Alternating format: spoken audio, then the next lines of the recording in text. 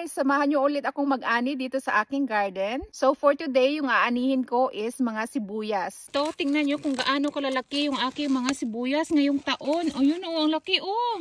Yan, at saka marami akong itinanim this year. May kalahating row ako dito. May isang buong row ng sibuyas doon. Ayaw ko maabutan ito ng snow at freezing temperature dahil baka masira sila. And then meron din akong konti doon. Oh. Simulan na natin to.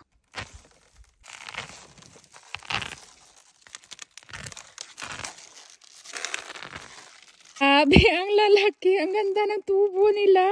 Nagkakatuwa lang talaga. Ay, pagpasensyahan na ako.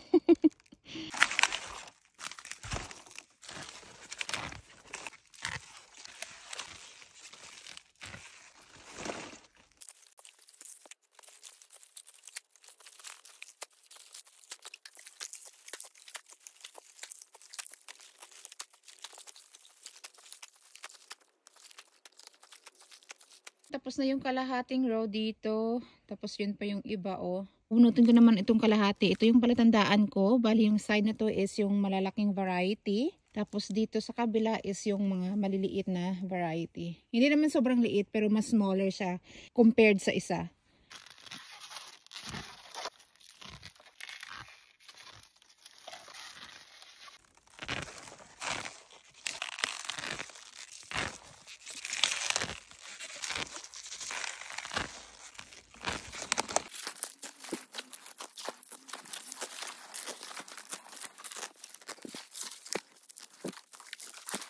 Ito na yung maliit na klase.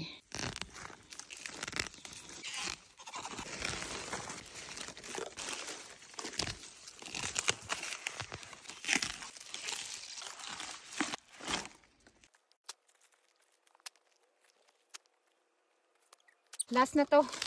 Oops.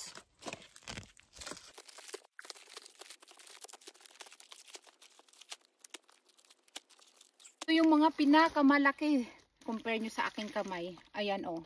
Compare nyo sa aking malaking mukha. Ito po isa. Ewan ko ano nangyari sa kanila. Bakit ang ganda ng tubo nila this year. O. Ayan. Natapos ko nang bunutin lahat ng sibuyas. Inisan ko muna konti. Kunin ko lang yung pinaka-outer niya na balat. Para hindi masyadong maputik. Tapos kukunin ko din yung ugat niya.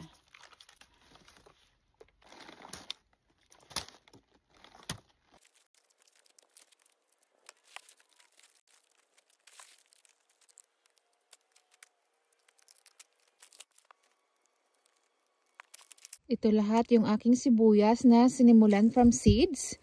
Pinunla ko sila sa loob ng bahay this winter. Tapos transplant ko na sila noong planting season. Tingnan nyo, ang gaganda at ang lalaki. My gosh.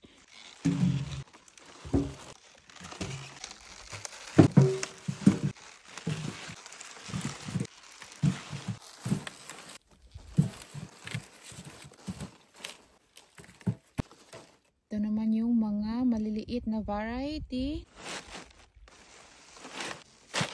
Ito na lahat yung aking aning sibuyas. Isang wheelbarrow, punong-puno. Dinamihan ko talaga yung aking tanim this year kasi every year, yung tanim ko na sibuyas hanggang January lang inaabot. So ito, sana umabot siya hanggang next growing season. Ito yung pinakamalaking sibuyas na itanim ko so far. Grabe. Yan lang. Ipapasok ko muna to sa bahay para medyo malanta yung kanyang mga dahon. Tsaka itirintas ko sila pag malambot na yung mga dahon nila.